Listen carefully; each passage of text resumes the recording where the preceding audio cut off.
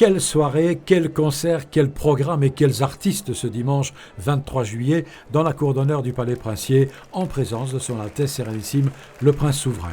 L'Orchestre Philharmonique de Monte-Carlo, sous la direction de Thomas Netopil et le violoniste Julian Brashking, ont interprété le concerto pour violon et orchestre de Beethoven, la suite tchèque opus 39 de Dvorak et la tempête opus 46 d'un autre compositeur tchèque, Zdeněk Fibiš.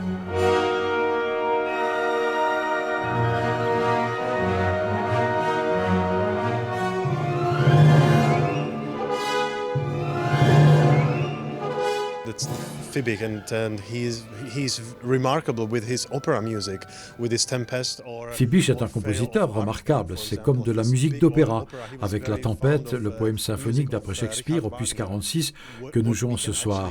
Fibiš était un admirateur de la musique de Wagner. D'ailleurs, dans La Tempête, on retrouve des éléments dramatiques, des mélodies très profondes, qui se développent au fur et à mesure dans des tonalités très romantiques. Et ça, c'est l'essence même de l'œuvre de Fibiš.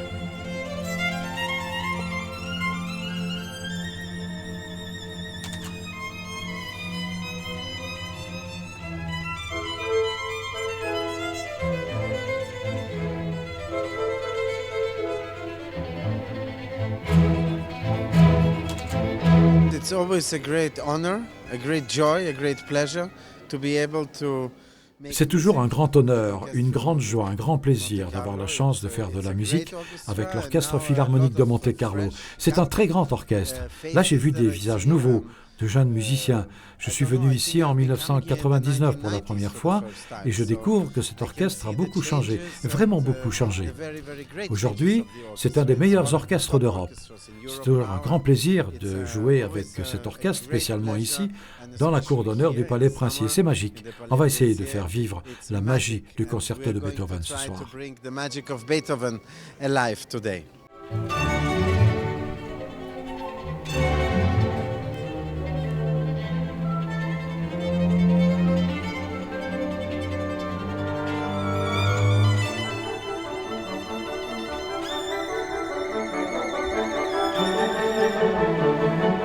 Vous jouez le sublime concerto pour violon de Beethoven. Dans votre hit parade personnel, il se situe où? It's like climbing the Kilimanjaro, the Mont Blanc. It's the most difficult concerto. C'est comme faire l'ascension du Kilimandjaro ou du Mont Blanc. C'est un des concertos les plus difficiles. Pour tous les violonistes, on est très respectueux face à ce concerto, car avec cette œuvre, vous ne pouvez pas vous cacher. C'est tellement pur. Ce sont des gammes qui montent, qui descendent, des arpèges, c'est comme... It's like ta-ta-ta-tam, from nothing. He created a masterpiece. Ça vient de nulle part et ça fonctionne. C'est un chef-d'œuvre. Eh bien, c'est la même chose avec ce concerto. Ça a l'air si simple, mais c'est tellement difficile.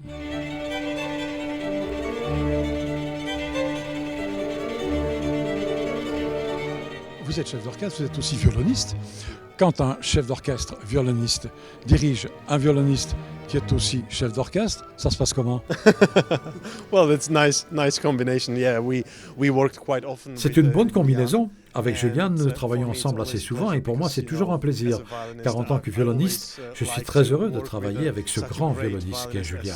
C'est un musicien remarquable et il connaît évidemment les problématiques de la direction d'orchestre puisqu'il est lui-même chef d'orchestre.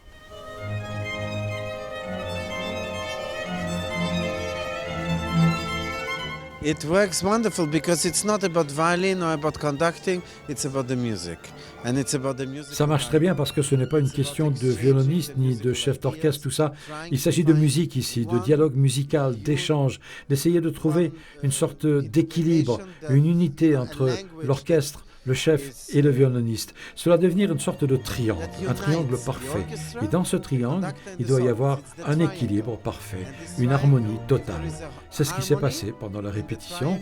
Ça a été une expérience merveilleuse de travailler avec l'Orchestre Philharmonique de Monte-Carlo et le maestro Netopil. Ce soir, j'espère que nous allons réussir à trouver un bon langage musical entre nous et que Beethoven de là-haut sera content. We hope that Beethoven will be happy.